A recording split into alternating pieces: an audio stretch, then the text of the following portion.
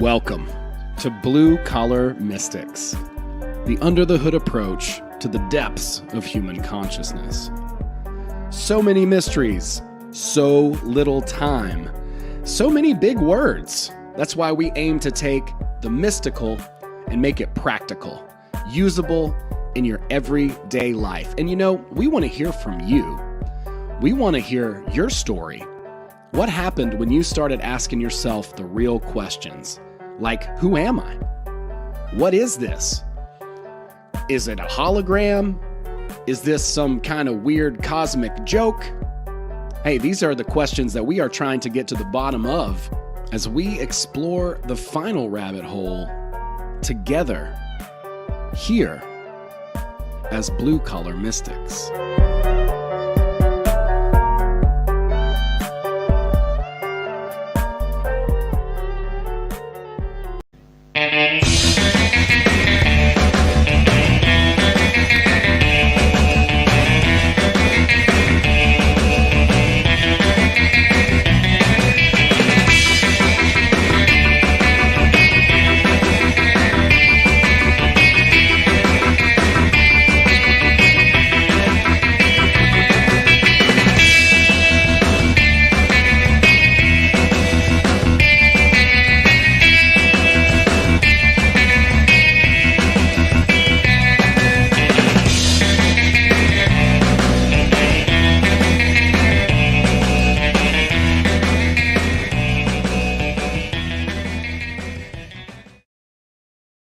All right, we are live here, Blue Collar Mystics.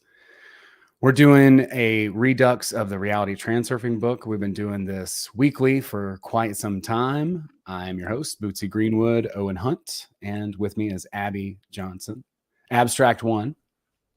That's right. How's it going, Bootsy? It's going good. We are not live on Instagram. Something happened there.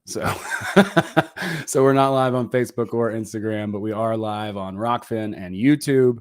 Hop in the chat if you're out there. Thanks for hanging out with us. Going through this stuff every single week. I've been reading the Kabbalion and working on a project regarding that. And I see a lot of crossover in here. This particular chapter was really cool and insightful into the realm of polarity specifically. But there's a lot of really cool stuff. And we've been sort of dissecting this model for quite some time. And it gets more nuanced as the book kind of goes on. This chapter was pretty interesting. What were your thoughts about rereading it again? It kind of was all over the place, was it not? But the big theme is taking you back to pendulums, but it's kind of more how you can use them and how you're being used by them, but how to use them the most effectively if you are. So how to get something out of it. Yeah, it talks a lot about energy and polarity and gives some really cool examples. One of my favorite examples of this chapter is he's talking about like whenever you're walking down the sidewalk and you want to pass somebody and they kind of step in your way when you try to pass them on the one way, and then you step the other way and they kind of seem to get in your way again. It's like, and they don't even see you because right. they're walking the same direction. So and it's inevitable sometimes, and it's like, what the hell? Yeah, he kind of returns to pendulums. And really, one of the things, I think this is a very interesting chapter. It is all over the place, but there's a lot of like really interesting things to think about, like the idea of pendulum networks, and just how these pendulums are working in nature. It's just the structure of like how reality works. These things are just out there doing. He even compares like a anthill to a factory and says it's basically, in essence, yeah. And he says that run by pendulums. That's the thing, is that we could look at these things in nature, like an anthill or a school of fish or, a flock of birds, and they all seem to be moving in complete unison. And you could think maybe they're like telepathically communicating or some sort of communication. But if you take a fish and you put it, in the same proximity of another fish, but they're not in a school of fish, and you are terrorizing one fish, the other fish is just gonna sit there. It's not gonna act like telepathically, it's not gonna interact with that fish. It's totally, um so that this is something outside of it. It's not something that's coming from the inside. And then he's kinda said the same thing with the anthill. An anthill, they say, like, there's no leader per se, but they all do their work and they all work together. And um, the interesting thing, science tells us it's a pheromone issue. Like they just put off a scent and then they know what to do. But I forget what he said about that. That's basically like if you were saying that it's just all pheromones. I don't remember the point, but it was pretty good. It was pretty profound. Right on. All right. I am able to get us on Instagram as well. So I'm going to do it through the Blue Collar Mystics page. It's not through. Yeah, it took me a second, but I think we got it. Period. Yeah. So maybe some people will tune in that way. Thanks everybody for being here in the chat. Say hello, please reach out. We've really dug down deep into this book, and there's a lot of little nuanced things to it. And I've started to, it pairs well. It just pairs well with other things. And it's funny when people read this book alongside other books. Like I recently have been reading the Kabbalion, and like a lot of these same things are in here as is in Transurfing, but it's just presented, in a different way. But you start to see. Well, yeah, you see it in psychology books. You can see it in like the Hermetic principles, all of it. It's all, and that's, the last chapter he said that there is an overlap. And that's when you start to see the overlap, that's when you really don't need to learn anymore. You've got it. Like everything that you need to learn isn't going to be in a book at this point. It's going to be you accessing and trusting your intuition and moving into your heart and finding this space in the alternative space to find the esoteric, the things that your soul needs to find. Yeah, one of the interesting things, because he talks a lot about intention in this book. In this Kabbalion book, they talk about the duality of mind. We're talking about the duality of mind in this book as well, the heart and mind. And basically, he's making a distinction. I think when Vadim is talking about intention, what they're talking about in the Kabbalion is essentially the same thing, but defined as will. Because the way that the mental idea works in manifestation is that you impress an image upon the mental womb, which is the feminine aspect of the consciousness, with the masculine will, and then that creates the momentum to nurture whatever that is and bring it into the earth, whatever the creative thing is. It's the internal connection of heart and mind, you could say, as well, the way that Vadim says it. But that's basically, what all this esoteric stuff is saying is essentially the same thing. And they talk a lot about pendulums and polarity in here too, which is wild. Very, very cool. Do they actually call them pendulums, or is it just... They do call them pendulums. Yeah, it's in the principle of rhythm, and it says that there is a pendulum that is swings. And so so Vadim says to step aside of the pendulum, but in Hermetics, it's about alchemy. So it's about rising above the swing of the pendulum. So you can actively be consciously more in your... There's two consciousnesses, the I and the me, the I being the static awareness, and then the B, or the me, being the fluctuating emotions and the constant stream of thought and all of that, right? And so that's the feminine mind, but the masculine mind is the observing mind, the static mind. But do you think that's what he means by like drawing back your awareness and stuff? Like it's Exactly. actually the person that holds the pendulum instead of... 100%. Yeah, absolutely. So it's about like rising up in higher and higher states, closer and closer to the I consciousness on the scale, and withdrawing from the the me consciousness, or I don't know, maybe withdrawing is not the best word, but whatever. He kind of starts this out by talking about there's like everything new becomes mundane. And I feel like we've been talking about this a little bit lately, in several groups. Like everything new does become mundane, whether it's an item or an idea or the goal. Like once you reach your goal, it's now your new level, right? You've leveled up. And so he kind of gets into boredom and what is boredom? Like what causes boredom? And he said, but when you get into what causes boredom, it's kind of like what is boredom? And he said that boredom is really your instinct to want to control reality because it's all a game. Hmm. And kids know that. That's why kids sit and play and they enjoy playing. And when you interrupt their play, they kind of get pissed. But we play too. We play our jobs, we play work, but we call it work. So we forget that it's a game. Yeah, it starts to become important. Yeah.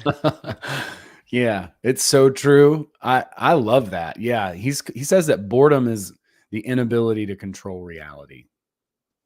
Yeah. I think that's very profound because it's like if you could do what you wanted to do, you'd be doing it. You wouldn't be fucking bored. That's a lame ass excuse. You know what I mean? Maybe you Yeah. just don't know what you want, which is okay. Or maybe you just don't have the ability cultivated yet. You haven't learned how to get whatever that is or give whatever you're trying to put out there. I don't know. It's pretty good point though. And that's again moving, back from participant to observer or from the me to the I. It's synonymous between those two. Yeah. But we get wrapped up in the game of pendulums and importance um and that's the thing. You always have to remember that the pendulum is all about conformity. It's the rule of the pendulum is do as I do. And so you always lose your individuality in that. And he kind of talks about indigo children, which I think that was like a big topic in the 70s or 80s. These children that were born with darker colored aura, and they were quite different. They didn't want to conform, and they were. And actually, I think I know a couple of these people now. The punk you know, rockers. yeah, I can name a couple that I podcast with. But Absolutely. yeah, but that we end up, even the indigos, even though they had a natural proclivity to want to be their true authentic self, and all children do, you know, they end up we school them. We send them off to schools to teach them how to think and how to act, and eventually they cave in because they want loneliness, I would say, really. It kind of comes down to wanting to be accepted, and wanting to be accepted means that you conform. You do as the pendulum says, you do as I Mm-hmm. do. Mm-hmm. And so a lot of people, I mean, all of us, we've all lost our individuality because of pendulums to an extent. Yeah, we've been conditioned in a large part. Becoming aware of that, obviously lessens the influence, but for sure we have come under the influence of those pendulums. What he talks about is breaking free of that, becoming an individual and breaking the rule of the pendulum, and also talks about the second rule of the pendulum, which is to stabilize the structure. So kind of cementing this hierarchy in place is the second sort of segment of the pendulum network, so to speak. It's like once it kind of has its It shifts momentum. your goals and stuff. So then you want to work for the pendulum. Your goals are no longer your goals. Your goals are the pendulum's goals. Yeah. It stabilizes the structure. It keeps you wrapped up in it. Even though that's not really what your heart wants, that's not what your feel like your purpose here is, but it ends up becoming all of those things for you. So he said that the rule of transurfing, though, so the rule of the pendulum is do as I do, but the rule of transurfing is you're free to be who you are, and everyone else is free to be exactly who they are. And it's about being your authentic self, really. Like, you're free to be that. You're free to be weird. You're free to be kooky and like the things that you like. Absolutely. And you've got to give up control over trying to control other people or the, Yeah. whatever that is, Their that way of tendency. thinking. Yeah. Yeah. Or whatever, trying to, yeah, change anybody else because you're not going to do that. So instead, allow yourself to be yourself and embrace that. This is something that because of this Kabbalion book and, Transurfing too, they're starting to overlap. There's I'm going to make a video about this because it talks about how to polarize yourself so that you're not affected by the swing of the pendulum. So I don't know. I think of a simple example, like there was gas shortage thing and gas went crazy, right? Like people freaked out. They all went and bought gas. But if you're at home, you're just like, this is going to be over in a couple days. I'm good. I got a can of gas, you know what I mean? Or whatever. I'm not going to trip. Then you just wait it You out. couple. That is such a Southern thing. Just saying. Yeah, of I'd course. never heard it till I moved here. That's so funny. But yeah, I mean, that's going to pass, right? Like you can put yourself in a higher position and let that swing happen back and forth. And, you're just because you have more awareness and you're like, oh, okay, this is a temporary thing. It's not a big deal. I don't have to freak out. I can take a step back, move to or toward observer or the I, the static self. And also what I'm thinking about is the higher self, right? What is your higher self? And maybe sit down and think about that for a minute and define it, because the way that the Kabbalion says to polarize yourself is to polarize yourself positively. And that would be to the higher self. So if you polarize yourself to the higher self, and I think this is what transfiguration is that you polarize yourself to your highest self, and then you'll remain static and above any of the sort of pendulum swings at that point.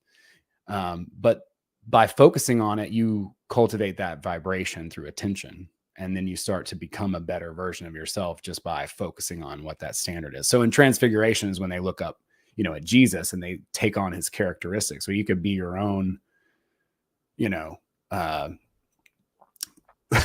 sort of, like, I don't know if you should make a graven image of yourself, but you know what I'm saying? But like have your own higher self in mind, like who is that person? Define it, write a couple pages or whatever, and at least visualize what that is so that you can focus on it. Maybe you do draw a picture. I don't know, whatever you want, right? Like it's your world.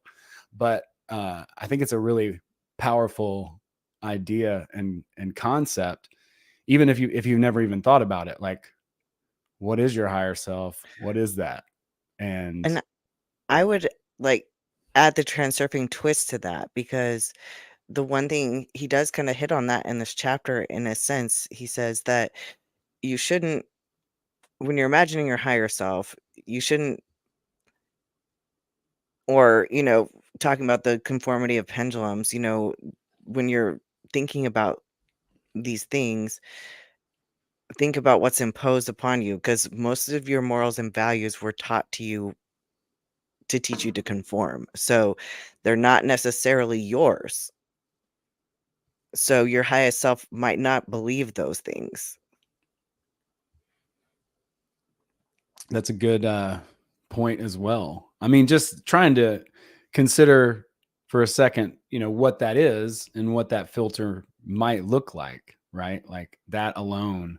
It's kind of like the quantum entanglement thing, right? Like you put yourself on that highest timeline. Well, what would that version of me do? Well, who is your higher self? Just to, just Yeah. think about those things. And you're not going to always fall or, live up to that standard. But the point is to basically connect with it and try to Oscillate at that exactly vibration and oscillate then at that become it. frequency. Yeah, And frequency, eventually, there it yeah, is. 100% you can. I mean, you can. I mean, and not to say, nobody's perfect, right? But like that's the whole, to Yeah, me, that's no, the whole we'll point of, still be human.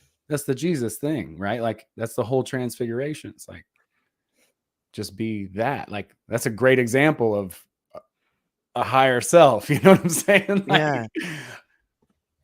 You That's a, totally see the overlap in all of this too with Outwitting the Devil by Napoleon Hill. I like just another way to look at it all, like the whole, because you're bringing up the polarities and stuff, the positive or negative polarities, and then the law of hypnotic rhythm. I mean, I just think of a pendulum swinging because it is like it's the part of the game that entrances you, it hypnotizes you. yeah. Hypnotism is a good term for it too. Yeah. Because it's like he talks about it. It's like you fall asleep, you doze off, you go to sleep, and most people, and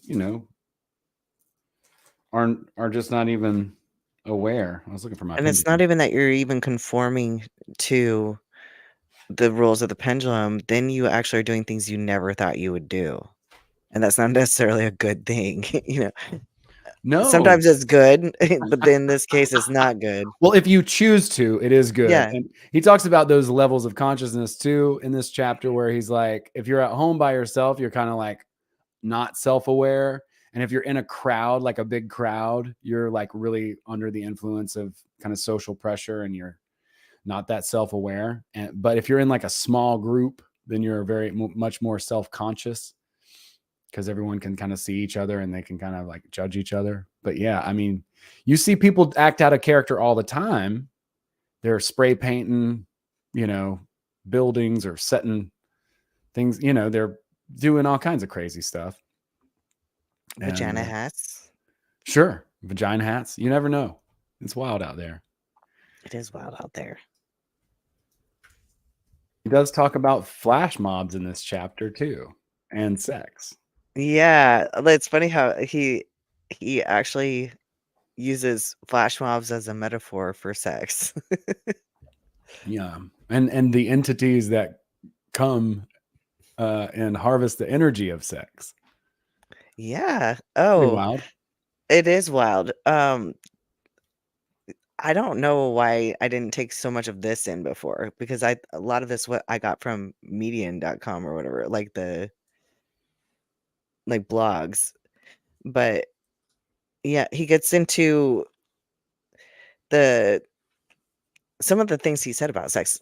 Um, he at one point he says that it really shouldn't be called making love Yeah. because really love and sex exist separately, and sex isn't actually it's an act of aggression. It's an animal instinct, and it doesn't matter if you're doing it sweetly. It's always an act of aggression, really. And it's not to say that you can't have love and sex coexist, but really they're two different things. And all these ancient tribes knew that there was like entities around when you're having in the throes of passion, and he said that they're there, they harvest the energy, but it's just energy that's there anyway. So you're not losing energy by doing it. It's energy you're already expending. Yeah, So weird. exactly. Yeah. Yeah, he says it doesn't matter, but he does mention it. Well, he gets into sexual hangups too. Yeah, He's like, yeah. he said if you put everybody in a stadium and you ask everyone to stand up has a sexual hangup, if they were honest, it would be almost every single person. And he one thing he said is that almost every relationship that has issues, it stems from sexual hangups. And I would love to disagree with that, but I don't really. I think that it's true. Sexual incompatibility is a big deal. Yeah. And actually, I was talking about this with Cheney earlier, and she said, "Well, I would say it's usually probably finances and then sexual hangups." But then we kind of went back around because if a person has a sexual hangup or a sexual issue with their partner, like a woman, what's she gonna do? Is she gonna say anything? Probably not. She's probably just gonna spend money, right? So really, they kind of go hand in hand. Yeah, I mean, I think one of the points he's trying to make too is that everyone has inadequacies and feels maybe a little bit self-conscious about sex, and particularly that's because of the media and particularly fucking Yeah. porn at this point, right? Like that Well, whole industry kind maybe. of guides. Well, I mean, there's a But lot of different things. Even Disney or Sure. romantic comedies, all of it does it. Like, we have been conditioned to think that relationships look like this and sex should be like this and 100%. happily ever after. Right. And it's not that there's some big ol' media agenda to do it, it's just a good story, but when we start to think that that's how relationships are and what, like, sex should be based off of all the media that we're consuming, Right. then we have these weird standards. Well, he says that we compare ourselves to that and then try to emulate it. And yeah. And that's, I mean, that's, I think that is largely true, right? Like, Yeah. yeah, right after that, he talks about this one lady who had never had sex and she was like 30 years old and she said she was attractive and all that. She just didn't see what the big deal was.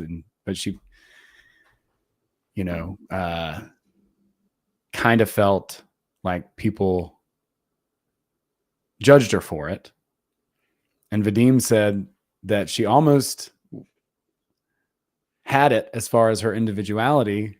The only thing was she was kind of had a chip on her shoulder about people judging her for not having sex. But otherwise, yeah, she was golden, and Yeah. that's Otherwise, amazing. she was like super herself and not, influenced or swayed by pendulums, which is an interesting point. Yeah, people's opinions. It's funny. But there was more on the sexual hangups. It was There's a whole lot to unpack there. Yeah, I know. I'm just like, it was a lot of good information. Well, I agree with them. Sex is more, there's a scale, right? Like the sex, and then love scale. They're definitely different. I mean, you can find the same, in a person. He does say that, so that's great. But in general, you notice the polarity, is a very sexual thing.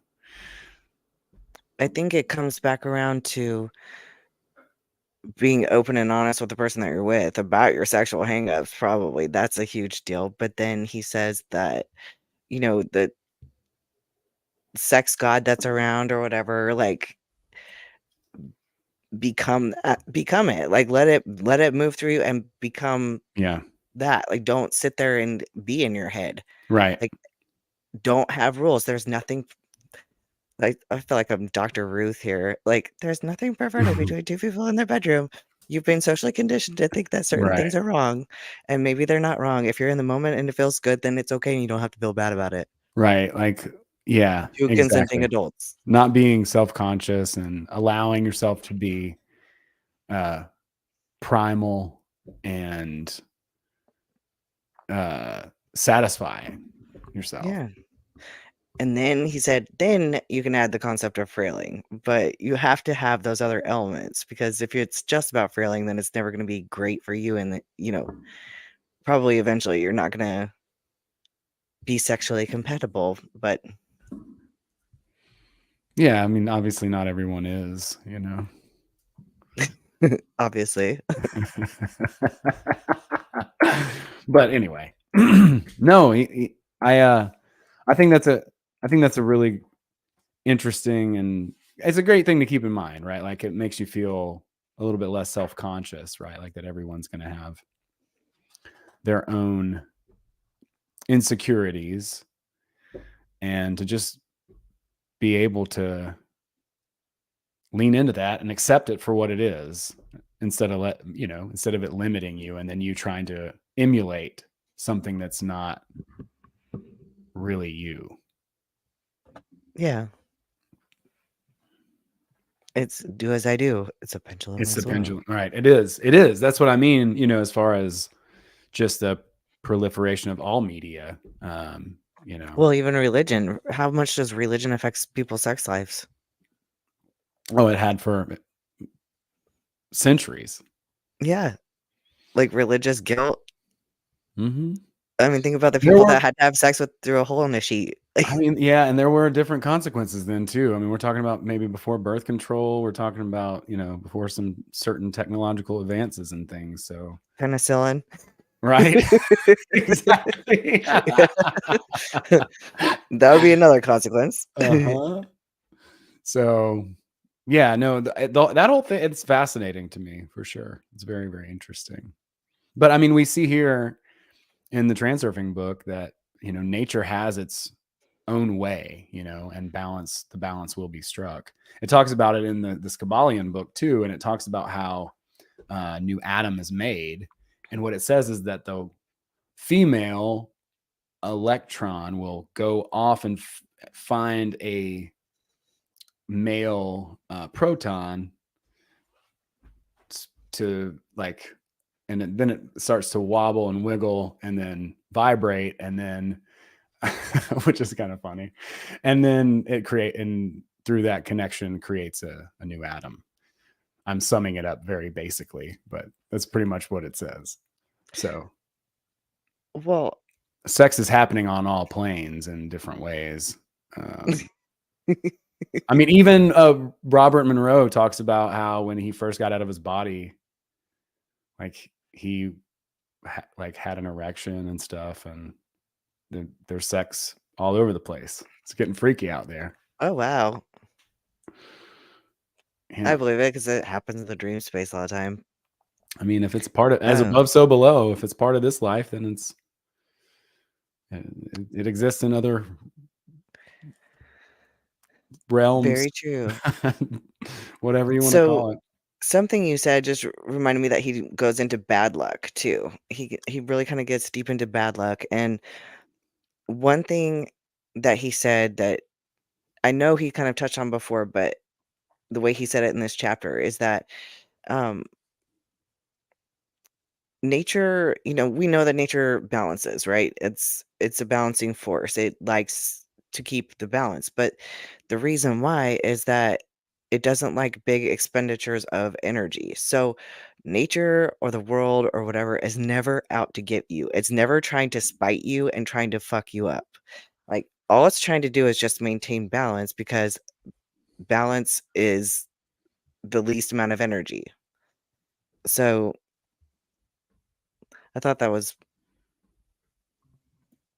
a good way to put it, really. Like, it's nice to know that when you're in a downward spiral, it's not necessarily out to get you. It's just that I think that's actually more of a pendulum trying to hook you back in, but I think so too. nature itself, Right. yeah, nature Because you want to, itself is just trying to maintain balance. well, you just want to celebrate it, right? Like my air conditioner went out. I'm like, hell yeah, sweet. I get to have a We're gonna sauna sauna up at the in here. house and I'm gonna, get it all taken care of. It's all good. Celebrate it. And yeah, then it dispels that energy because yeah, it is. It's just trying to hook you and bring you into that, emotional state, right? Instead of you being at the observer point, brings you into participant mode and you're like, whatever it is. Now you're at the whim of the pendulum. And Thank you, you just reminded me to wake up. yeah. No, it is he talks about it talks about basically that the pendulum structure is the matrix. Yeah, Yeah, in full essence. on calling it the Matrix. And he said that you never have to worry though about being plugged in somewhere. Like your body's not plugged in somewhere. You plug yourself in anytime that your attention gets hooked. So nobody's putting probes on your head. You do it to yourself by not maintaining your attention. I was like, oh dang. Yeah. By not maintaining your attention, you're putting yourself at the effect of mainstream thought, pendulums, groupthink, culture, society, whatever. And by shifting it to observer, you're moving away from that and putting yourself in a position where you're not going to be so easily swayed. And he actually gets into the law of polarity in here. He talks about, again, like if you're fighting with somebody Mm-hmm. and you want to win, so you're fighting back, you would think that that would balance each other out and cancel each other out. But you have to think of it as a pendulum swinging. Like if I push it, then it pushes right back. It might just be two of us fighting. It doesn't have to be a huge group, but it becomes the energy structure that harvests your energy. And it keeps pushing to, One way increase or the another. Yeah, conflict, and you yeah. can It's just see, gonna swing higher. yes, exactly. That's the whole, So adding the opposite doesn't necessarily cancel it out. It doesn't cancel it out. Maintaining your attention and waking up, like even if just one person in the fight is awake and realizes, oh wait, you're stalking yourself now. So, what should Abby do in this situation? yeah, I Instead mean, of dude, like, I'm gonna react. all it takes is 1 minute of losing your attention, and the next thing you know, you're on the side of the highway, beating the crap out Oh of yeah. somebody or something, like, it could happen, I'm just saying, like, it's bananas. These things happen, people can't even, they kinda black out even, right? Like, you're kinda like, see red if you get some people get super angry, right? Like, they completely see red and just are possessed, I guess, and do terrible things. Essentially. Yeah. Yeah. And then forget about it, and they come to, and they're like, "Oh my god, I can't believe I did that." It's the pendulum. It's the It's weird to think of it at like possession, but it really sort of is. It's not demonic, it's just that we know of. that we know of. Yeah. Well, all the I mean, what yeah. do we know? I mean, that's what I do like about the way he presents it, because like, it sounds kinda corny when somebody's like, "Well, the devil's gonna come in here and take away our," it's like, come on, bro. You know what I mean? But like, the idea that our energy is being harvested through this matrix, through this sort of hierarchy that's trying to cement itself in place. Yeah, that seems very on brand, right? Like, I'm pretty sure all the mystery schools have some sort of similar tradition or idea that's kind of the basis, like the Gnostics definitely do, right? Yeah. And there's more, beyond that talk about this kind of stuff, but the way that he just modernizes it, and yeah, I mean, the metaphor of the Matrix is still so good. Like, we watched the new Matrix, me and my brother, and he had never seen. He's younger, so he had never seen the original Matrix. So we watched the original Matrix right after, and he was like, "Oh my god, bro!" Like, his mind was blown. It was so cool to watch. I was I like, and expected to not like the new one. I didn't think I would like it, and then I was like, "Oh, they're doing Sophia, the whole Gnosticism." I did like it. I liked it too, but I mean, if you had never seen the first one, I was just like, man, I wish Yeah. I could watch this again for the first time. It was just like, his mind was blowing, and it was like a 20-year-old movie at this point, Yeah. but it's still so good, so freaking good. Like, the I watched it metaphor, 4 times when it was in the theater, that's so amazing. It's so yeah. fucking good. Because it's so weird that it really kind of is reality. I mean, yeah. I mean, it kind of is, but what does he say? What is the beginning of this chapter? Is my world and I are going for a walk. Yep. You got to learn how to go for a walk. Take it for a walk. Control your layer of reality. Control your layer of reality, because you can't control anybody else's anyways, right? Yep. I mean, I think you can influence people in a positive way and be a good impact and things like that. You can do that, but that doesn't mean anybody's going to do anything for you. That's not, or you can't control anybody or have them, do anything. Nobody owes you shit. They don't. Yeah, nobody does owe you shit. I'm not saying that that's in the book or anything, but I mean, that's just kind of been a theme in my life lately, so I'm gonna reiterate it. No, I It's mean, funny. So, okay, he gets into he talks about, how do you escape pendulums? You go into hermit mode and live in the mountains. Well, we're all modern people. None Right. of us would do very well out in the mountains living Not like a trying to, hermit. yeah, don't want that life. No. Yeah. Thank you, though. No, I mean, we do like our creature comforts and all of that. Though a lot of the things that we want are caused by the pendulum as well. So, but he said, what do? If you live in a city and all of that, well, you just make the best choices. So, food wise, what are you going to put in your body? The organic stuff. Um, can you grow your own vegetables? Yeah. Is it going to feed you completely? No. But these are better choices than the apple that is polished and shiny that was grown in the Matrix. right. And that's where he gets into energy expenditure and stuff, that Mm, you can become a favorite of a pendulum. That's that's ultimately kind of what you want to do, right. because you're never going to get out of the game of pendulums. So you want to become Their favorite. favored. Yeah. Yeah, favored by the pendulum. So whichever pendulum you choose, but it's the pendulum of you, because it's going to have to do with your uniqueness, whatever makes you special. But in this, we'll come back to that, because I actually kind of want to get into It's beautiful, the though. cost of the pendulum, Okay, let's because talk about that. yeah, because it always does cost you something, right? Your time, your money, your health. They, in one way or another, it's going to leech your energy. And if you don't think of money as energy, I'm sorry, it's currency, it's current, it's your money, or it's your time virtually. Um, I would say money is a representation of time, so it is your energy.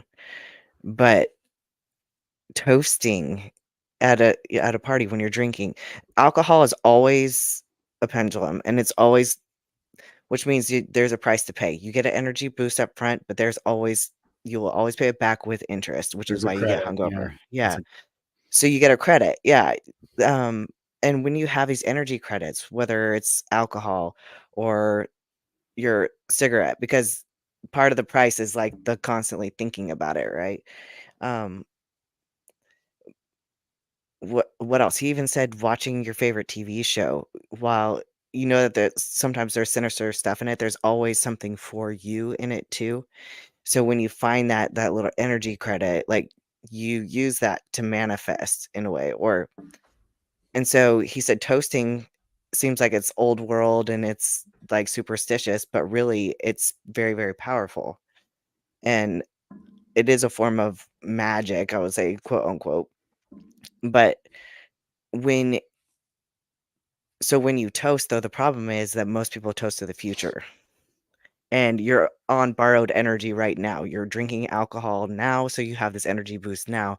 So instead of saying, to the future, to this couple, may you always be like, to our health right now. You don't have to say right now, but to our health. Like, you say it in the present tense. So you affirm it for now.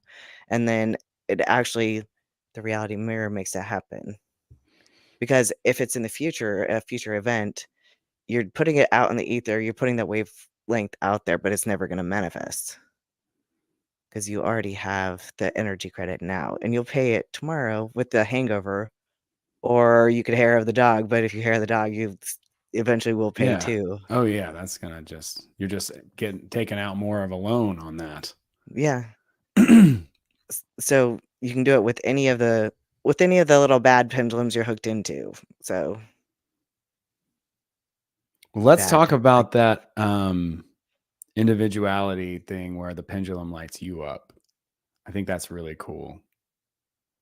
it is, because we have talked a little bit about it before, about the celebrities that are a little bit different, that have the one defining feature that's maybe wouldn't be seen as beautiful by other people, or maybe they just have the person with the weird fashion taste. They usually become like big time fashion in the fashion industry. It's the people that are dare to be different and be their authentic self that are lit up, or it's in the benefit of a bigger pendulum to light them up. So you could create a masterpiece, a piece of art that's just beautiful, and it might not be seen by anybody, and it might not ever be lit up. But if it's authentic and everything, and if you just keep pushing, then eventually you will be lit up, and you'll be the pendulum. Or if it's in a benefit of a bigger pendulum as well, you'll be lit up as well. Yeah, it's when you go your own way and do things your own way. Like it's like success can't be parodied or copied. It's got to be something that you figure out that's completely different, that's outside of the established sort of way of doing it. And that's when the pendulums have no choice but to light you up as you're doing something different, and you've made it your own way. That's kind of the game of transurfing, I guess, is to get lit up by the pendulums at some point. Yeah. He talks about the Beatles and how the Beatles were just this little band in the UK, and doing little dive bars. And at one point they were interviewed, and George Harrison had said, we have this little ritual we do every night before we go on. We just John will say, "Who are we?" And they'll say, "We're number one. We're gonna be number one." And that's not necessarily what did it, but I would say that that's almost like playing a goal slide in a sense. But they stuck with it long enough. They finally had a hit on the radio, and it was number one in the UK. But then all the craze died down. It was like they were going to be a one-hit wonder, but they didn't stop what they were doing. They still were making music and recording, and then about 6 months later, they blew up. Like, everyone was in love with the Beatles because they were just this authentic sound. There was something about them that made them different, so the pendulum decided to light them up. And then following the UK, the whole world went into the same thing happened with the ABBA too. Gimme a man after midnight. I love ABBA, dude. I'm more of a Beatles person. I love the Beatles too. I mean, dude, Yeah. don't get me wrong. I'm a huge fan of all that stuff. But Yeah, yeah, ABBA was on like Eurovision or something, which it would be probably like American Idol, and they didn't even look like they were gonna win. Like they weren't a fan favorite. They ended up winning though, and they had a hit, but nobody who ever wins this show or this tournament or whatever ever became really famous. And so after their one hit, the craze died down, and then a little bit later, it's like their authentic sounds still shone through, and they weren't creating disco or anything like that. The disco had already been around, but all of a sudden they were lit up, and then they became ABBA. I love that. I think that's so cool. It's inspiring, right? To just stick with it. Yeah, because that was the common theme between the two, is that they both had success, but the success seemed to die Dwindle. down, Yeah. but they continued to develop their craft, and then all of a sudden they became not only stars but superstars, supernovas. Oh boy.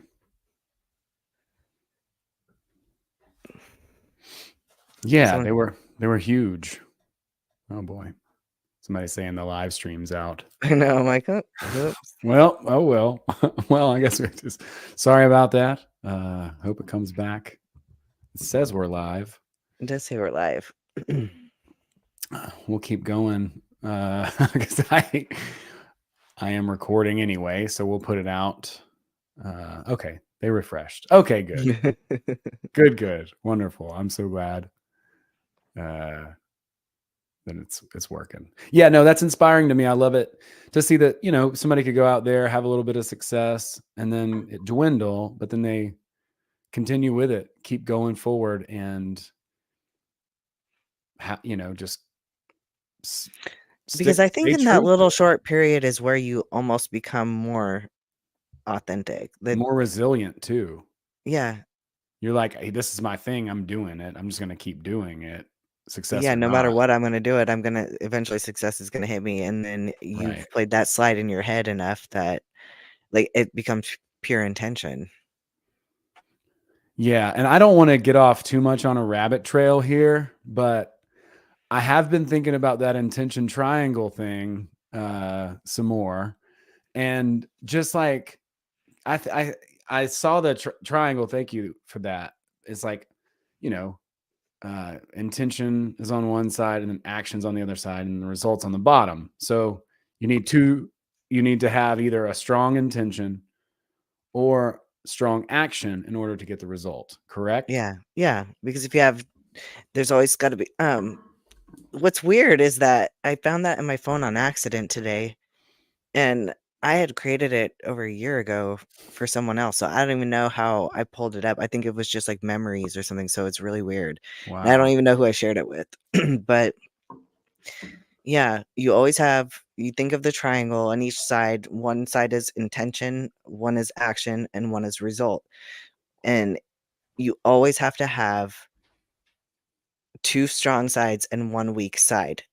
They can't all three be strong.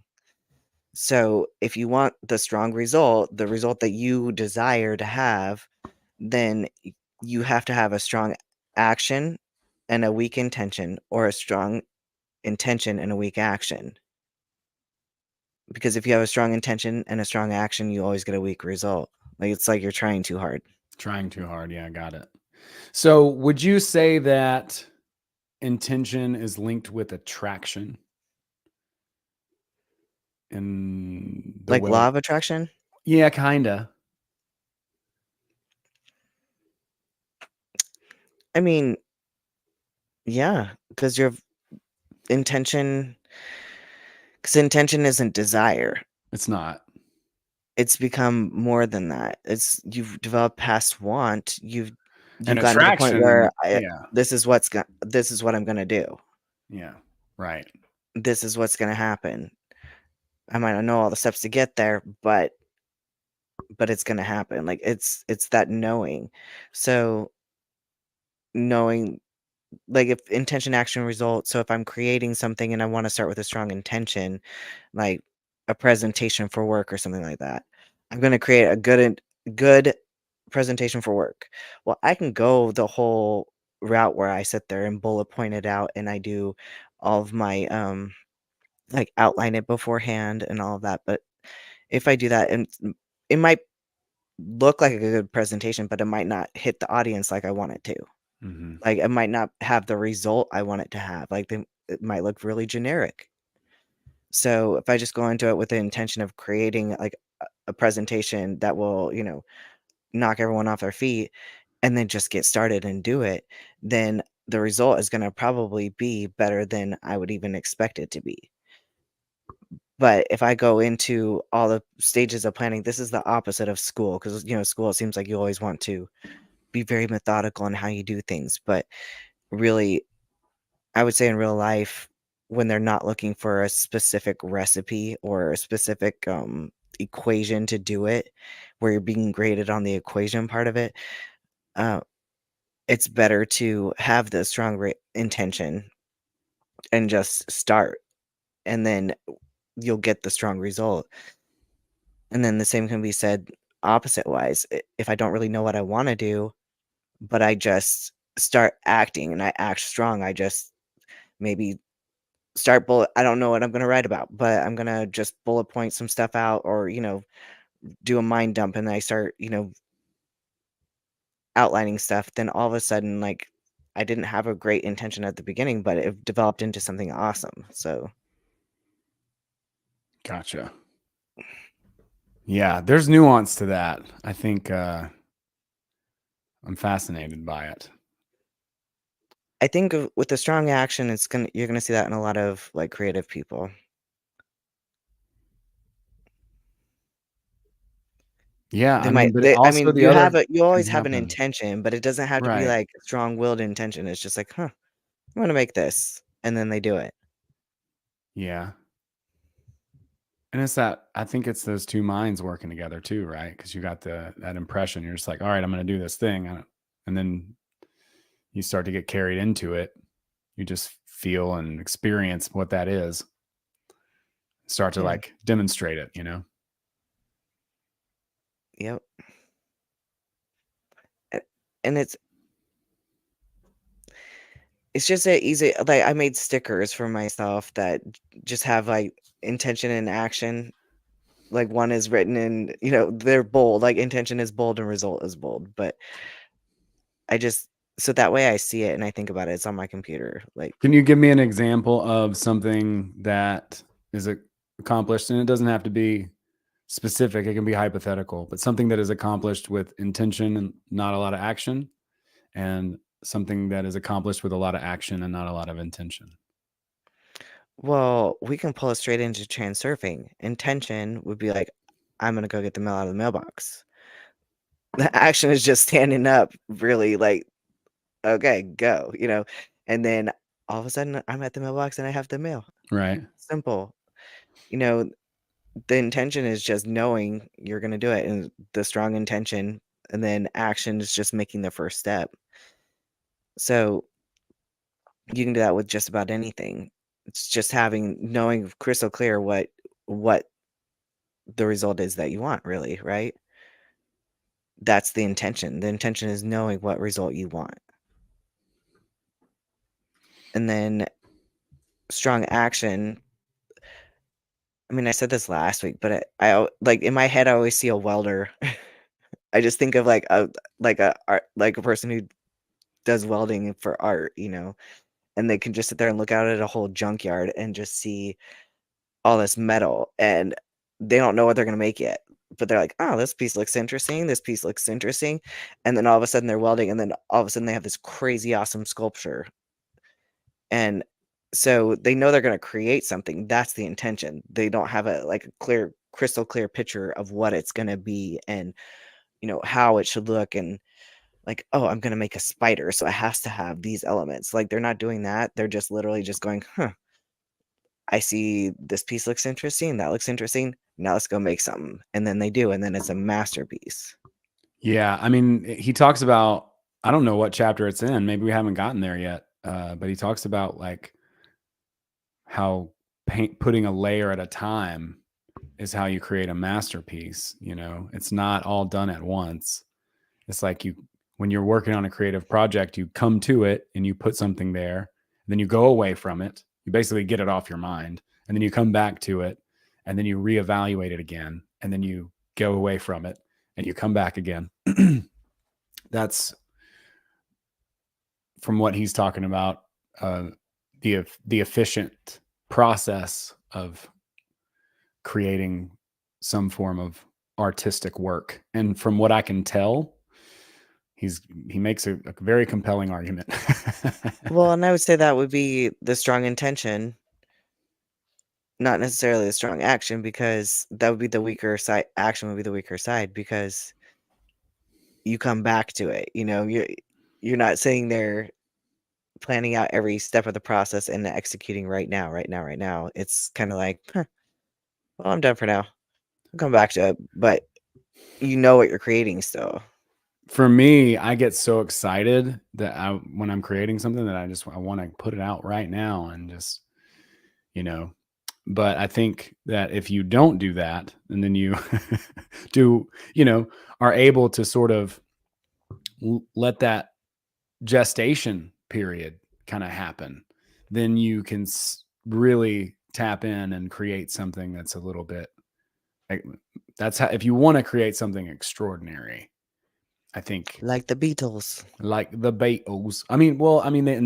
They did a lot of extraordinary thing. I mean, I think George Martin had something to do with that, right? Like, it's probably it's not because of chance that they, were able to do what they were able to do in the studio. That's really probably what made them so world famous, is all of the crazy different experimental things that they got to do in the studio with tape, and they were brilliant in how they used it. But yeah, I mean, their producer obviously knew his stuff, and he was a smart, clever dude. You think they were one of the first bands that did like the Paul is dead, man, miss him, miss him, miss him, like backwards? Oh yeah, backmasking. Yeah. Yeah. Absolutely. They did all kinds of crazy stuff. I mean, all the panning and stuff that they had to do and bounce down drum tracks. I mean, tape back then, you could only record 4 tracks at one time. So in order to get 3 guitars and 4 vocals and drums and like all of these things onto a tape, it was like a whole process, man. It was crazy. We used to mess around a little bit with tape, and like digital media now makes it so much easier to record Layer. anything. Yeah. I mean, or just record anything at all properly. Yeah.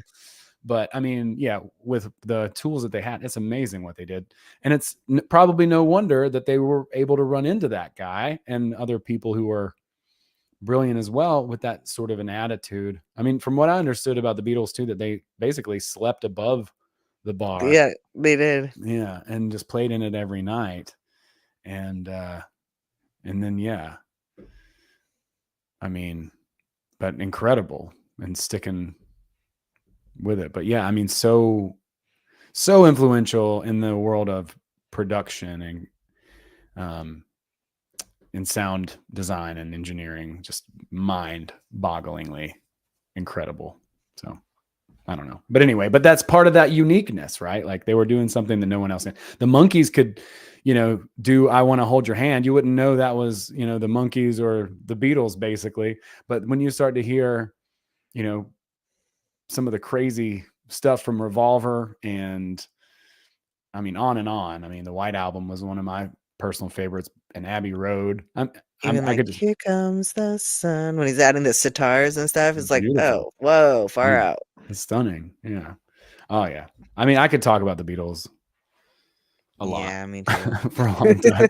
I love the Beatles too, but I also love ABBA. I'm just gonna say, but it's inspiring, definitely, because it seems like, oh, you either you got one shot, you better like make it. No, it's like a friend of mine told me, and I think this is probably largely true. Is like once you have done something so many times that you just don't even care if the result comes anymore, that's when the result comes. Like you just get so Well, lost in the yeah, process. It's just pure action at that point, right?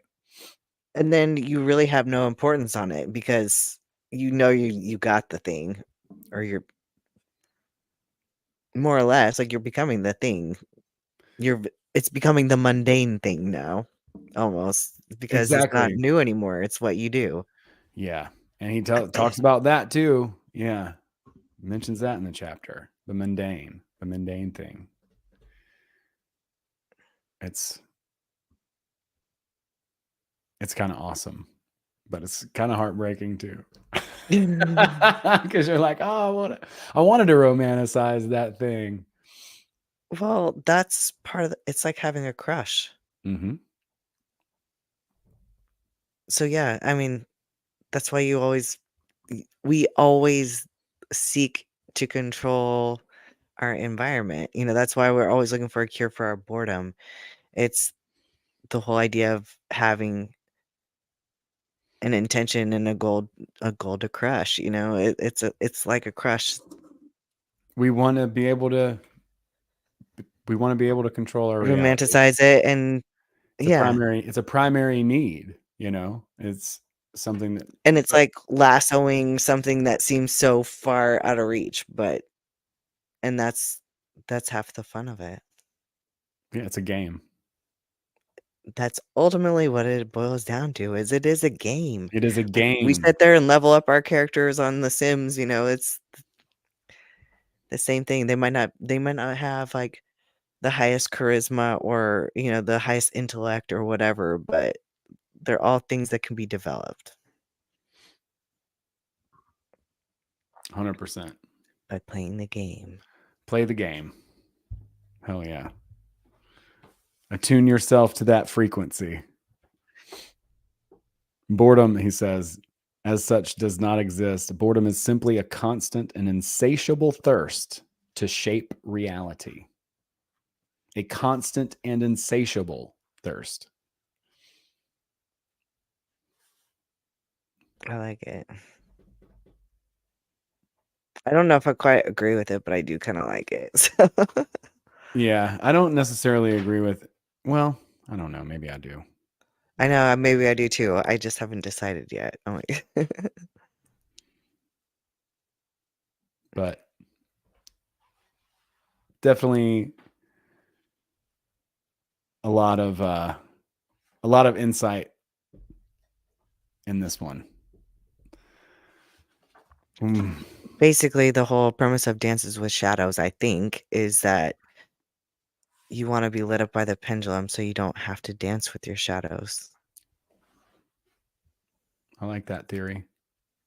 I feel like it's like a engagement with polarity, right? Like the other side, and that's kind of like what the movement is, like understanding that so you can control it and not let it affect or sway you. It's like these shadows and these, shifts and awareness and all that stuff is kind of coming at you. It's coming to get after you. So if you can stay stable and balanced, then you don't get swept up in the matrix, and you can stay congruent to that. And then the pendulums will have no choice, since they can't ensnare you. They'll have to lift you up and help you out. And that seems like a more efficient way to engage with the pendulums than letting them steal all your energy. But yeah. In order to do that, it's necessary to basically understand yourself and embrace. How do you say it? What? Stalk yourself? Embrace your weird. Oh, yeah. Because your weird is your superpower. Weird is your superpower. Yeah. Embrace that. That's the whole game. And then from there, play the game. Let's win it. Yeah, absolutely. I don't want to be plugged into the Matrix. But know. I'll play in this world. I mean, yeah, I think the whole, like, don't get me wrong, I romanticize the whole let's go live out on a farm and have a, Never gonna happen in my reality. No, I don't want to. I just don't really care for that, if I'm honest. I mean, I wouldn't mind having some property and being able to, like, just go chill out in the woods in a camper for a few months out of the year when I wanted to or whatever. I'm a huge fan of that. I love being outside. I love the mountains and I love all that stuff, but it's just, I don't know. It's finding that balance. It's easy to romanticize things. Yeah, farms are a lot of work. I was a tree farmer, and it was brutal. It never stopped. There was always something to do. I'm just thinking about, like, splitting wood and stuff like that. Like, yeah, just chores. It's just chores. Yeah. It's constant chores. No, we are very fortunate. No, we go to work. It's like, it's true. It's true. But if, there are ways to kind of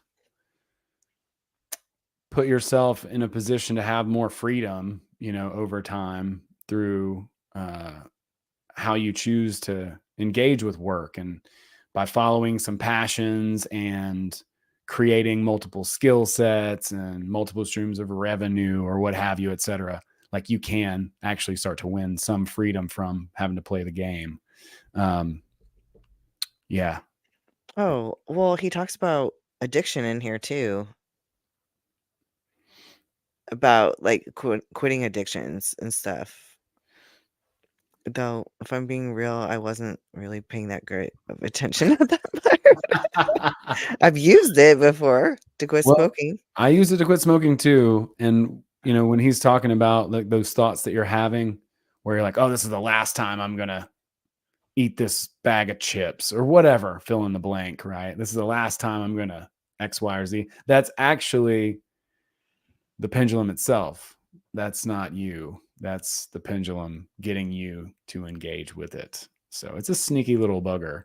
For anybody who has, who would like to look into that a little bit more, I so recommend The Easy Way to Stop Smoking by Alan Carr, and The Easy Way to Stop Drinking by Alan Carr, or something like that. He's got a whole series of easy ways. I don't think he's with us anymore, but he was a brilliant guy, and those books are excellent for helping understand the trap that is addiction. At least from a conscious level, I strongly recommend it. I know people do AA and stuff, and that's great. I don't have any problem with any of that, but I love the way he describes addiction and the metaphor that he uses for it. It's brilliant. The Easy Way to Stop Smoking, or The Easy Way to Stop Drinking by Alan Carr. Yeah, I'm gonna ask you that later because I dropped my pen. So Yeah, that's cool. I'll text it over to you. perfect. But yeah, that is this chapter. I want to see. He says that it is impossible to beat a pendulum. Keep that in mind. That's why you either abandon the dangerous game altogether or create your own venture and become one of the pendulum's favorites.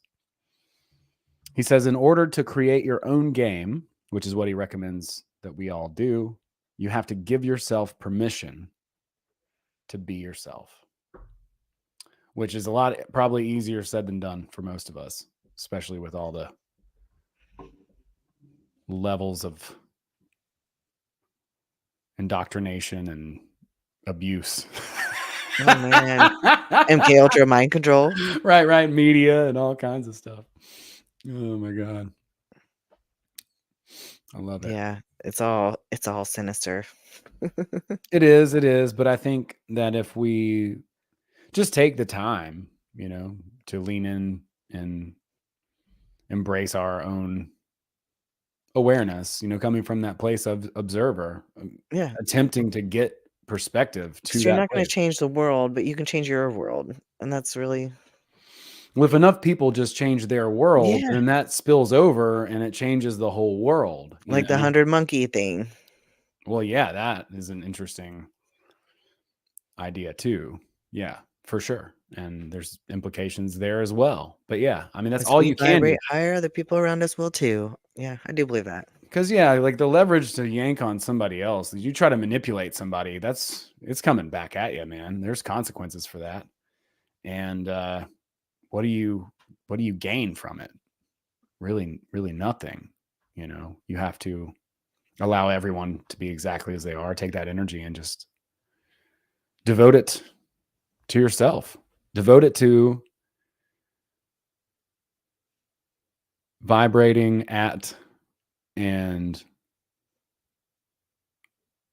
becoming your highest self, your higher self. I mean, that's the best way to approach it, I think. And then you will polarize yourself to that degree. And then when the pendulum swings, you're really not affected. You're a master. You're polarized there. Boom, on point.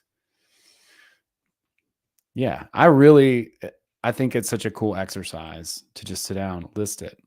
What's your higher self's style? What kind of suit are they wearing? Or dress or whatever. Because like I don't think your higher self is some like perfect cherub, gown wearing angel, right? Like you came here to have fun. My higher self likes to party, in its own way, right? But to experience the world, what are those true elements of who you are? What are the characteristics and particularly the values of your higher self? And the more that we can just engage with that and think about it, the more we're literally radiating energy at it. And so you create maybe your own pendulum of you through that idea of the higher self and then transfigure yourself to it. And that's when the pendulums could light you up. Because I mean, if you're composing the image of your ideal self or your higher self, then who's doing that?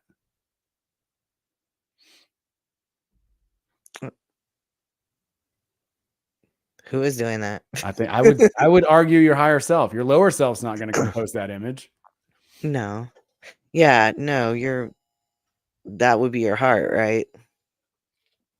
I would think so. Yeah. Which is your higher self, really. Yeah, and then instead of having some goal that's really external and is dependent, right? Because that's one of the things he talks about too, is dependent relationships and how judgment works, which is a really powerful concept and idea through contradistinction. He will go on more later in the book about that. But anytime we compare, that's really what judgment is. So it's okay to call a spade, but when you judge it against something, Yeah, I forgot about that. He's like, it's one thing to say I'm stupid or I'm ugly or I'm beautiful or I love myself, or I love you.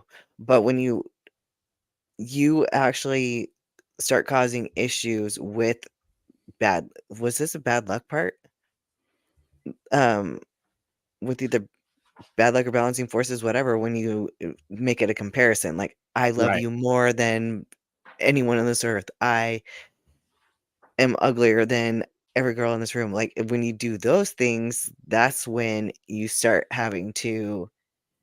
And I want to say that's a lot of the times where your run of bad luck will come from is Yeah, or if you don't call me back in 20 minutes, we're over. You're like, like if you or you don't love me, you just pushing a pendulum. It's right. not, yeah, Yeah, all of those things. Yeah, which is, I mean, all those things are coming from a place of wanting to control externally, right? And so ultimately, he's saying in this chapter that we want to be able to control reality, but we're doing it the sort of the wrong way. We're really doing it sort of out here, or we're trained to do it out here more than we are to do it from within, from internally, and allow the pendulums to just swing by and through instead of getting yeah. caught up in these structures. You're trying to change the mirror, like the frown in the mirror, by touching the mirror instead of Yes. changing what is going into the mirror.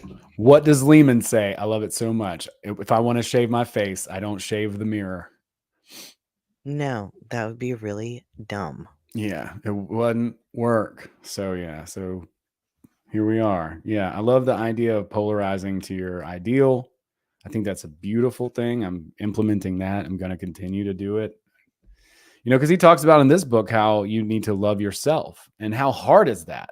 But it would be really easy to love your higher self version of yourself, right? Like, look what an amazing caricature that is, right? Like that's easy to radiate at. But sometimes if we don't see ourselves there yet, we tend to kind of beat ourselves up. We can be kind of mean and rude and harsh to ourselves. But if we have that idealized image, I think that might help just to bump up some of that self-love. Yeah. But anyway, that's my rant for the day. But yeah, I love the judgment stuff. The judgment stuff, it made sense to me. Like the first time I read this book, it blew my mind. I was like, oh, that makes so much sense. Because it's like you can say, hey, that person's promiscuous, but if you say that person's promiscuous, so I'm better than them because I'm not promiscuous. Now you've created excess potential and balancing forces. Now that's a judgment. Calling something what it is not a judgment. Calling something what it is just simply merely stating a fact. But comparing it and having relationships that are codependent or dependent on certain things, or ideas about certain conditional things, is going to stir up and create balancing forces, and the wind of balancing forces will come in balance every single time. But yeah, in order to create your own game, you have to give yourself permission to be yourself. So good luck with that. You can do it. You can do it. For sure. Highest possible timeline. Highest possible. Yeah. Yeah. Yeah, exactly. And for me, I'm just going to try to start, like I said, identifying that in that quantum entanglement way with the higher self. Because then I don't have to worry about any of the details of external. They'll take care of themselves. Yes, they will. That's the plan, right? I'm going to give it a shot. We'll see how it goes. That's the intention. Yeah. I like that better. Well, what are you guys talking about on Good Guys this week? Do you know yet? I don't know. We haven't discussed it. We haven't been really going with a theme lately, which is so unlike us, but we're free blowing. I don't know if like we're it. having a guest or not. Yeah. It's fun. Yeah. It's a good time. You'll have great chemistry. It's a fun show. It is fun. I enjoy it. Yeah. And I'm working on some new materials and stuff. I'm going to try to work on some videos, new videos as well. And yeah, I got the summary out there. I'm working on another project, which I'll announce very soon. I'm excited about. I'm learning a lot. I like learning. Learning is cool. I'm a big fan. So keeping it real over here. And yeah, anything you want to throw out there for the people, Abby, before we hop off here? I should have some like profound closing statement, but I don't, so I'll just say goodnight. Okay. Yeah, I mean, I should definitely not attempt a profound closing statement, but I'll say goodnight. Thanks everybody for being here. Really, really appreciate it. Okay, cool. So look at that. I'm glad I asked about it. Bun Bun says the action intention result triangle was a gem. Yeah, that's cool. I'm going to make a video on that. I'm trying to understand it more clearly, to be honest. It's so clear though. What? It's Yeah. confusing. There are some things that are kind of maybe nuanced that I want to pick apart there. And Okay. we'll talk about it more. Okay. It's a good thing. And maybe I'll just do like an intro video and then we can break it down further or something. Who knows? But I appreciate everybody here. Thanks for coming and hanging out and chatting. Love y'all. Great turnout. Thanks so much for being here. We did the Instagram thing. I don't know how that did. A few people joined. Hey, all right. That's cool. Rock Finn, much love to all of y'all. Thanks for being here. Y'all are great. And yeah, we'll see y'all next week with another banging chapter of Reality Transurfing. The Dreams of the Gods is coming up, and it's a good one. So definitely tune in for that. Thanks so much. Have a great night, everybody. Good night.